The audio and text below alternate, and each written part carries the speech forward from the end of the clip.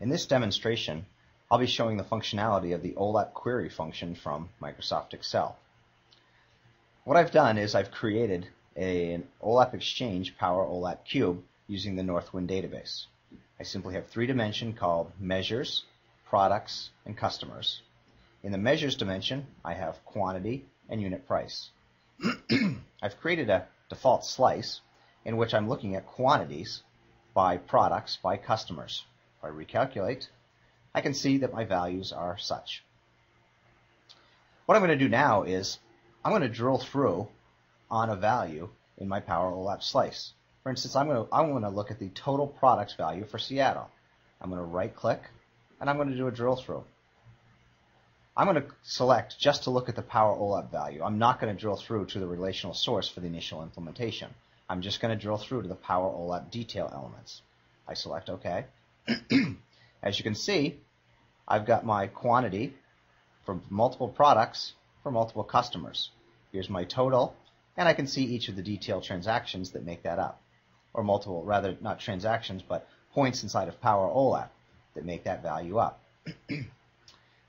One of the features that's available to users is to take this drill through to PowerOLAP by using the same functionality as a normal slice, the F8 feature. I'll hit F8. This will launch Excel. This will slice to Excel and insert a new Olap query function. What is the Olap query function? The Olap query function is a dynamic reference to drill through into PowerOLAP. As you can see, I had the header information as a normal slice to PowerOLAP. However, I have an Olap query function. If I click on the Olap query function, I can see that it's using the header parameters as well as defining the region for the data. The data that shows up in this Olap query is the same data that came from PowerOLAP when I did a drill through. However, now, what can I do in Excel with this? Well, this drill through is not stagnant. In other words, I can look at my measures and products, and by double-clicking on these elements, change what value I'm drilling through on. I want to drill through now on Alice Mutton. I hit OK.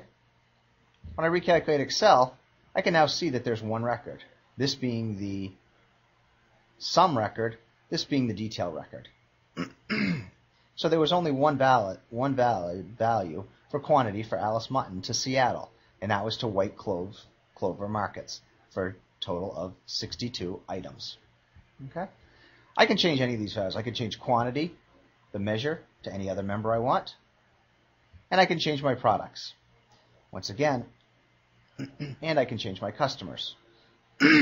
So if I didn't want to look at Seattle, if I wanted to look at Germany, for instance, I could select Germany, hit OK, and recalculate, and now I can see the drill through to my German values. Let's go back to PowerOLAP now, and let's close out of this drill through. Let's assume now that I actually wanted to drill through to the relational source. I'm going to pick the same point, do a drill through. I'm going to say define drill through. I'm going to show additional drill through values. I added an additional field called discount, which comes from the measure table, which I want to get that information when I do a drill through. I want to get also my other information from my other dimensions. I'm going to simply copy all of these values over to my display and put them in this order. I now hit OK. And I now have a drill through in PowerOLAP that drills through to the relational source, returning my discount value along with my products, customers, and value.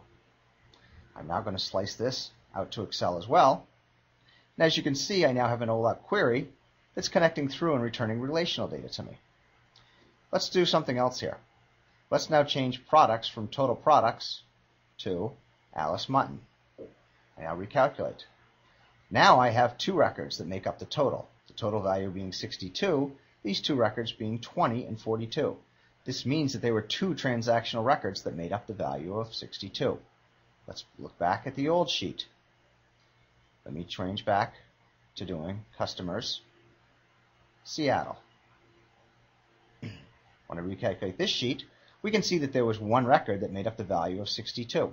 In other words, there was only one point in PowerOLAP that had a value of 62. That's because when this data was brought in from the relational source, multiple relational transactions made up a single intersection in PowerOLAP. To get that total, we simply drill through to the multidimensional point. To get to the relational detail, we drill through to the relational point. One of the things that OLAP query can also do, there are additional options.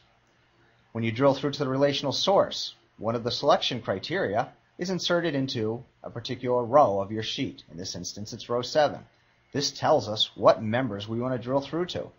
If you had additional elements that you wanted to drill through to, but you didn't specify them in your default slice, you can come in here and simply add another value in the next column, being 7E, extend this range and type in the additional field you want to drill through on. When you recalculate, that value will be included into your table. Other options with OLAP query. Let's click on the function button and use the Excel wizard to help here. We can see the initial parameters are database, cube, and the range being the area that the table is displayed in. Delete rows and delete columns. Similar to the OLAP pivot feature, if the range changes, either by row or by column, if this option is set to 1, rows will be deleted if the area that is necessary to fill shrinks from the previous calculation to the next calculation. The relational field tells the OLAP query whether the value should be pulled from the relational source or not. The difference between the two examples that I just gave you simply turn the relational field from 1 to 0, meaning that I want to get the data relationally or I don't want to get it relationally. The totals option tells PowerOLAP to bring back the totals column at the top. As you can see here, I have a row at row 12 that has the value of 62. This is the sum of the details below it. Setting totals to 0 will simply return the records 20 and 42.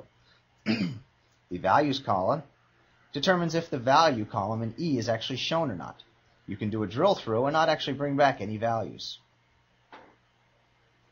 Custom is a custom field not used. And then you can specify the columns that you want to return in the next element.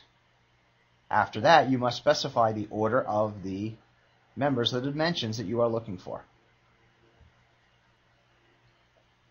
If changes occur in either the relational source or in PowerOLAP, refreshing and recalculating the OLAP query function will automatically bring the data back from PowerOLAP.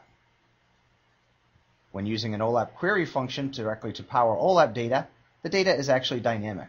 You can type the cells or the data if the database is editable. In other words, if you build from OLAP Exchange and you turned on the Allow Edit feature, you can come into this cell, type in a value, and this value will be written back to PowerOLAP.